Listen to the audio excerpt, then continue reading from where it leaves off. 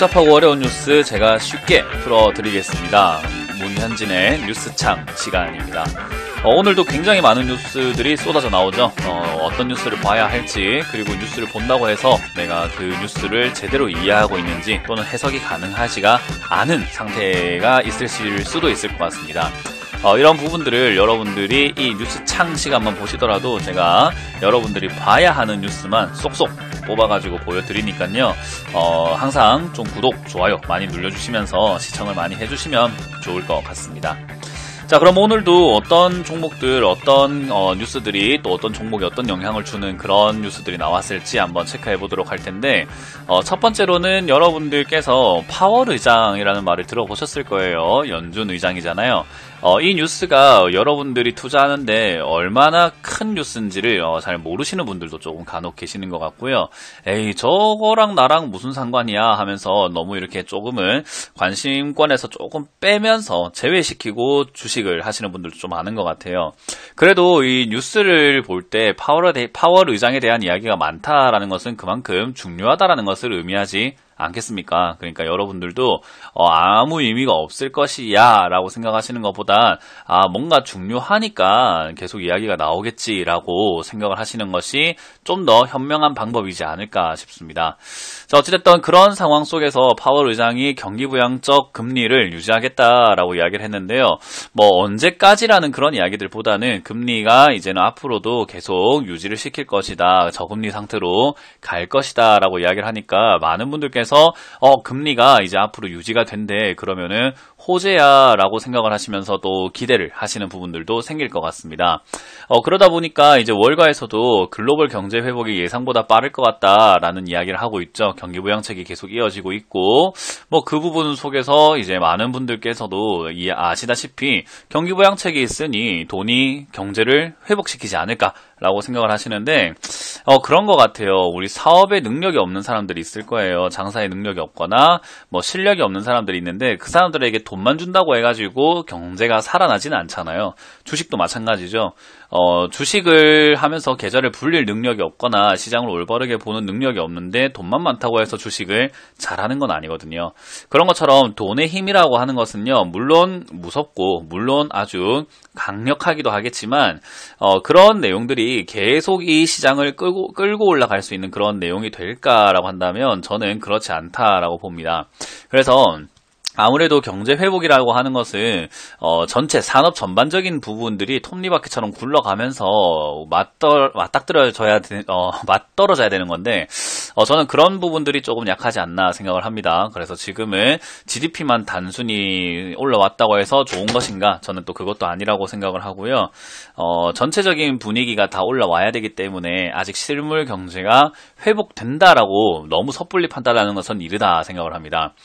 그러다 보니까 이제 기업들이 시장에 돈은 많이 풀려 있고 투자자들이 돈을 들고 시중에 들어오고 있는 것은 맞는데, 이 돈을 들고 들어와 가지고 도대체 그 돈을 어디다 쓰는가 봤더니 결국 주식이라든지 투자를 한단 말이죠.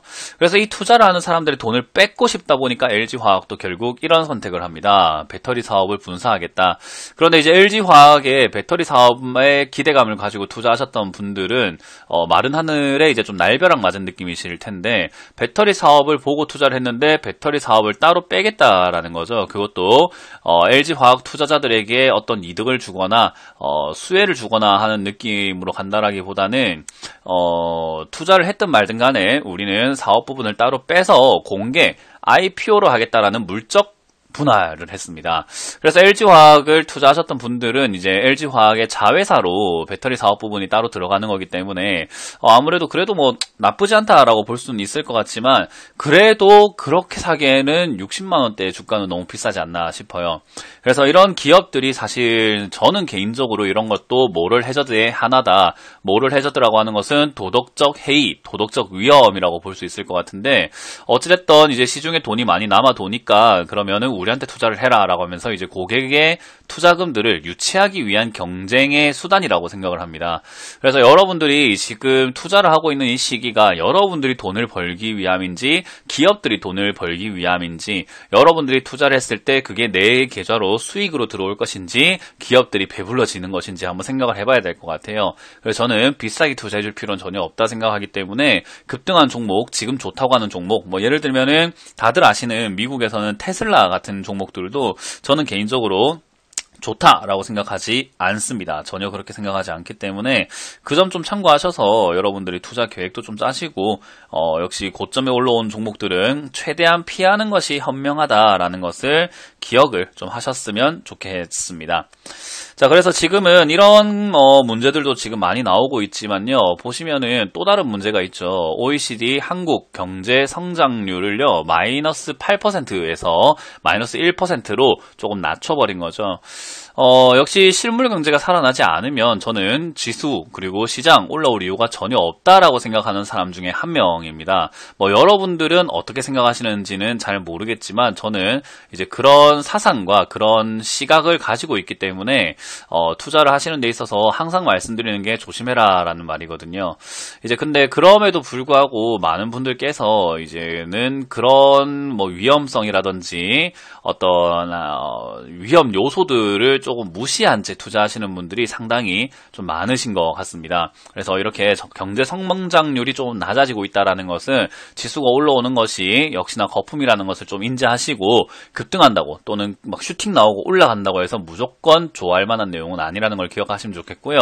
아까 이제 연준에서는 저금리 기조를 유지하겠다라고 이야기를 했다 했죠.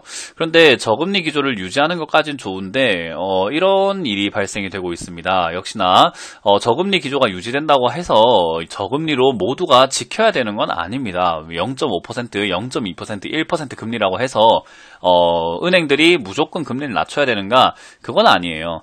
여러분들에게 돈을 빌려줄 때 있어서 돈 빌려주기가 좀 불안하다. 사람들이 돈을 못 갚을 수도 있을 것 같은데 라는 어떤 생각이 들면은 언제라도 이렇게 금리를 올릴 수 있는 것이 은행, 금융권의 금리입니다. 그렇기 때문에 이런 금리가 올라가기 시작을 하게 되면 역시 사람들의 대출금이 부담이 되게 될 거고, 그리고 시장 분위기가 저렇게 자꾸 만들어지게 되면은 변동금리로 투자하신 분들도 금리가 오를 수 있는 위험이 남아있게 되죠.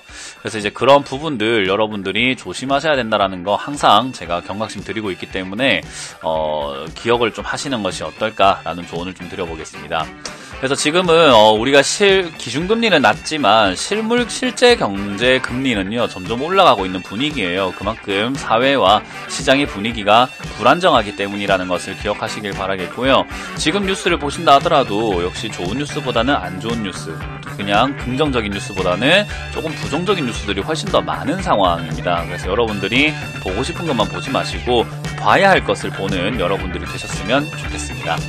자, 이렇게 오늘 뉴스창 시간을 마쳐보도록 하겠습니다. 아무쪼록 투자하시는데 항상 경각심은 지나치더라도 괜찮습니다. 경각심을 항상 지나치게 가지시길 바라면서 물러나도록 하겠습니다. 지금까지 문현진 멘토였습니다. 고맙습니다.